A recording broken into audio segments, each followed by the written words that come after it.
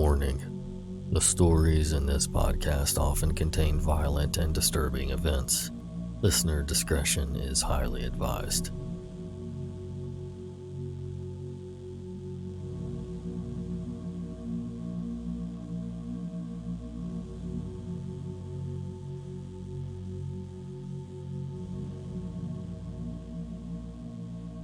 Hello again, Nightmare Society, and thanks for joining me. I have some pretty creepy stories tonight. Ones that particularly creep me out because they're all about finding someone looking in at you from outside your window. A big thanks to user Worried Possession 43, user HTTPS Sick, and user Hiremayang for sharing their stories with us tonight. And another great big thanks to my lovely Nightmare Society members over at patreon.com/Nightmare Society. They keep the podcast going and growing and are generally pretty awesome people. I'd like to welcome our newest members, Libby and Zimran. Thanks for the support, guys. I really appreciate it. Because of some of the stories tonight, I'd like to encourage anyone who feels they may be in a dangerous situation or relationship to seek help. The links will be in the description, and there are tons to choose from, but I've listed just a few. The VictimConnect Resource Center is a referral helpline where crime victims can learn about their rights and options confidentially and compassionately. A program of the National Center for Victims of Crime. It combines a traditional telephone-based helpline, and you can call them at 855-4-VICTIM. That's 855-484-2846. They also have an innovative online chat at chat.victimconnect.org, and they have web-based information and service referrals at victimconnect.org. I also noticed on most of the pages on VictimConnect that they have their posts available in Spanish as well. Victimsofcrime.org is another great resource. And finally, the hotline.org is available 24 hours a day, 365 days a year. They're a national domestic violence hotline that provides essential tools and support to help survivors of domestic violence. Call them at 1-800-787-3224. That's 1-800-787-3224. Or chat live with them on their website at thehotline.org. Now, get comfy and prepare yourself for another episode of The Nightmare Society.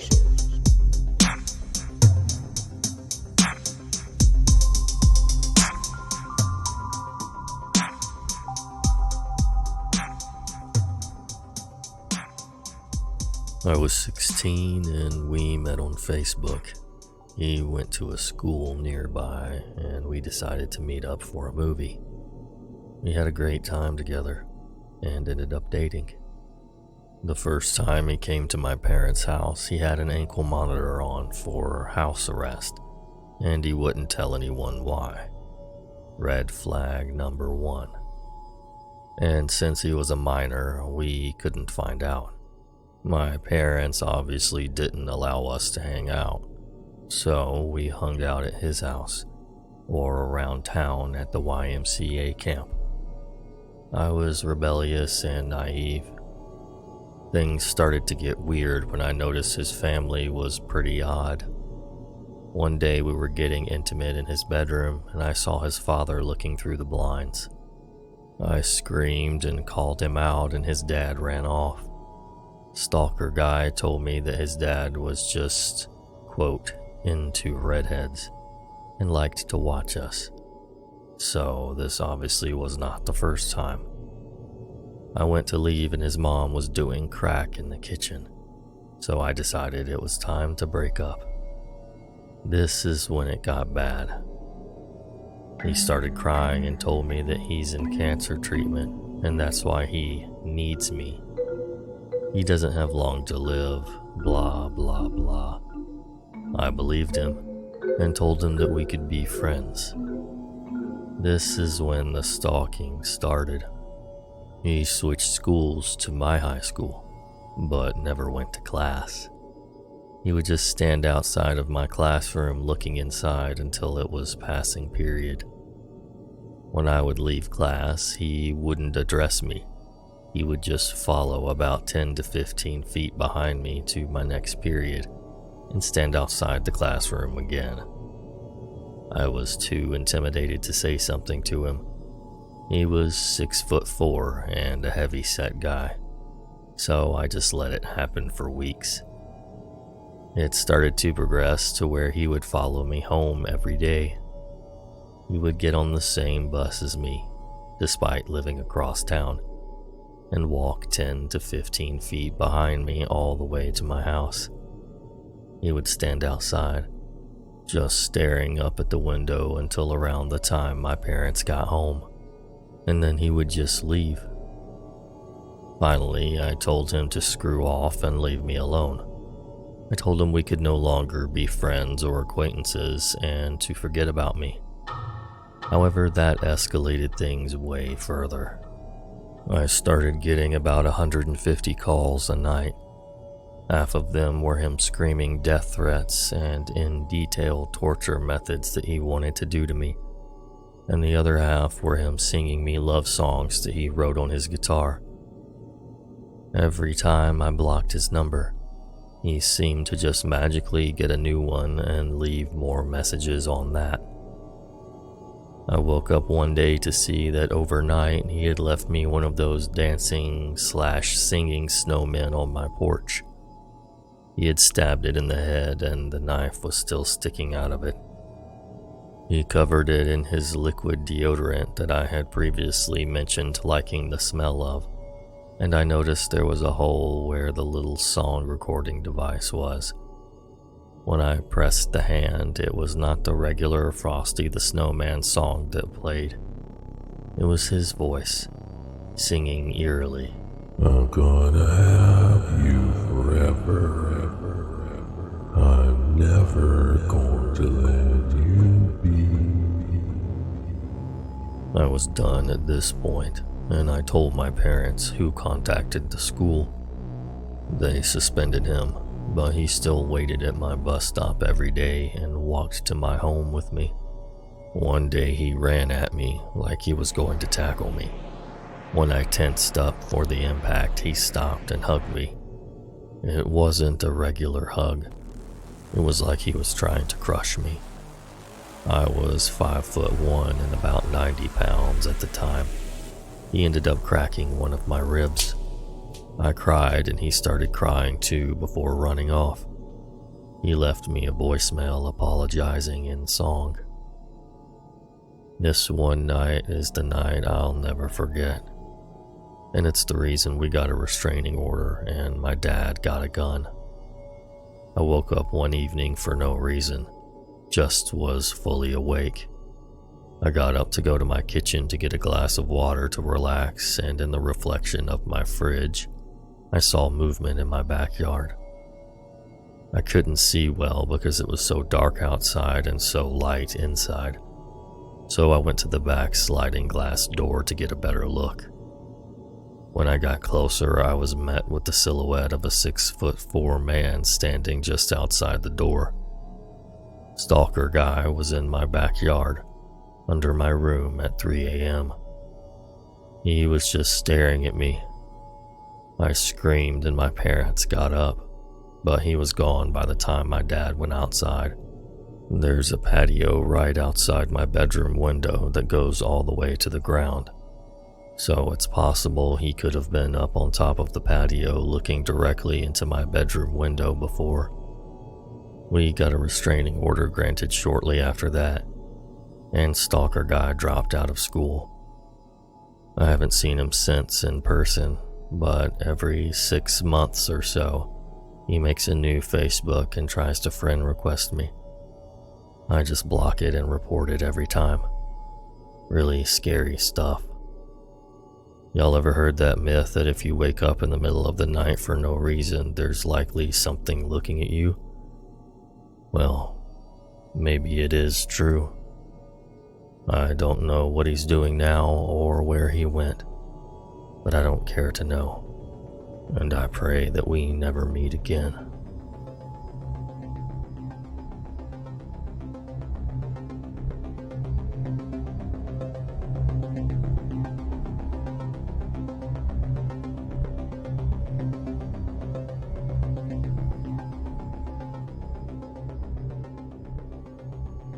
English is not my first language, so please bear with me.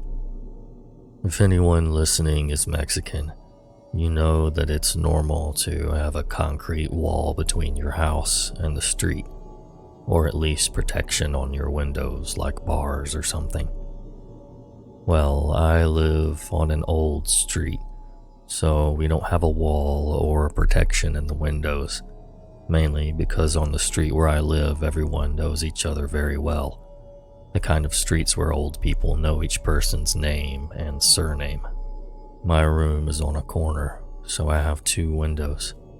One of them faces a big tree. Once a year, the town hall has the branches of all the trees cut. But while that happens, sometimes the branches come a little bit through my window. Tonight, I was almost asleep when I started to hear little scratches. So little, at first. I thought it was a funny noise. But then I heard it louder, and a moment of silence after that. In that moment, I realized that it was not a little scratching of an animal or a bug. Someone was trying to open the mosquito net. The scary thing is that the mosquito net was closed, but my window was open. But what's really scary is when I realized that there's no way this person couldn't see me. My room is small, and I sleep with a lamp on. It wasn't too dark not to see me. My heart was pounding, and I found it hard to breathe. I tried to calm myself down, going through my mind mentally of what I should do. I had my back turned to the window, so I started to move as if I was about to wake up. But in that moment, the sound got louder and more desperate. At this point, I was crying in silence, biting my lip, trying not to make a sound. And taking all the courage I had, I stretched like as if I was waking up and started to sit up in the bed. In that moment, the sound stopped completely. The most difficult part for me was turning slowly to the window, trying to look sleepy, pretending as if I didn't have any idea of what had been happening. The only thing I saw in the window was 2 shaking hands squeezing the branch very hard, as if trying to hold on. When I saw that, my stomach just dropped. I felt like throwing up. I looked at the time on my phone and stood up, taking my time to put on my shoes and walking slowly with disinterest, yawning until I left my room. Once I entered the bathroom, I locked the door, and I just let my body fall down to my knees, and I started to cry and shake. I wasn't able to breathe. I called the police. Almost 2 hours had passed, and they still hadn't come yet. And then I called a friend who has the keys to my house. I didn't leave the bathroom at any time, and I never even stood up. My friend helped me wash my face and calm down. We're sure that the police are not going to come, so for now, I'm going to his house. I just can't be alone. It gives me so much anxiety to think about what would have happened if I had stood up abruptly, if I had needed to defend myself, to scream, spoken to, or called someone. But what scares me the most is the possibility that if I turned around and met the man's gaze and he realized that he was discovered, he would have not hesitated to break that mosquito net.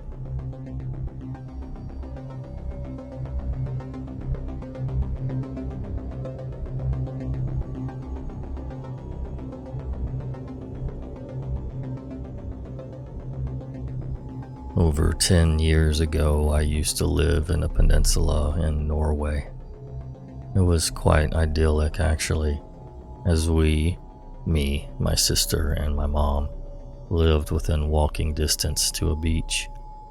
We had a short and incredibly narrow driveway that led to the house, and the only window in the house facing the driveway was my bedroom, which is important.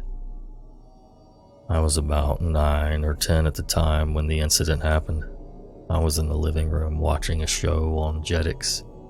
I think it was around 6 or 7 o'clock, as it got dark pretty fast at that time of the year. It was January. I had been sitting there for hours when my mother told me to go to my bedroom and watch TV, since we were going to be having guests soon. I grabbed my things and went to my room. I remember the room felt really cold, so I turned on the heater and went back out to the living room to get my candy or something like that. On my way out the door, a sudden feeling of dread washed over me, and I had this feeling that someone had been watching me. I don't know how to explain this feeling, but it was as if subconsciously I could see someone outside my window, like out of the corner of my eye, but not realize it till I grabbed the door handle. I turned around quickly and glanced out the window. Nothing. I felt pretty stupid, and I brushed it off as me just being paranoid or dramatic. I got my candy and went back to my room. The first thing I noticed was that my bedroom window had been slightly opened, and I didn't remember opening it. I figured maybe Mom did. Suddenly I heard a lot of scratching sounds outside my window, and this time I froze still. I couldn't process what exactly was going on, but there was a person outside my window. His face was glued to the glass, and he was holding his hands on each side to get a better look inside my room. As my window was quite far up when standing outside, I could only see his head. For a brief second, I thought maybe he was one of the guests Mom was talking about, but I had never seen him in my entire life. He was just staring at me. I couldn't move, or maybe I could, but I didn't want to. I was so scared. He looked like he was in his 40s, and I remember him having really dark circles under his eyes. He stood there for a while, and it felt like an eternity. And then suddenly he widened his eyes and continued to stare. This scared the crap out of me, and I managed to shout out, "Mom!" The man panicked and disappeared quickly. As I was in the middle of telling my mom that this man was standing outside my window, our doorbell rang. My mom answered the door and wouldn't let me out in the hallway to see who it was. I just remember her looking uneasy when she came back. A few months later, the same man was arrested and charged with murder after his neighbors complained about a horrific smell coming from his apartment. The police discovered the decomposing body of a 13-year-old girl in the attic who had been murdered by him. She was last seen in her bedroom and had been missing for several days. After all these years, my mom told me what the man had said at the door. He told her that someone had ordered takeout, and he wanted to check and see if it was the right address. This being a small peninsula, she recognized him from a small vegetable shop and realized that he was lying. She got scared and quickly told him no one had ordered anything. A year later, we moved to the city, and only now do I fully understand why. I truly believe that if my mom had not been there, I would not be alive today. Sometimes I feel guilty for the girl's death and wonder if she would be alive and well today if I had been taken instead. I've found an article about the case, but it's in Norwegian. I've linked the photo of the person below from the article. I still get chills when I see his face.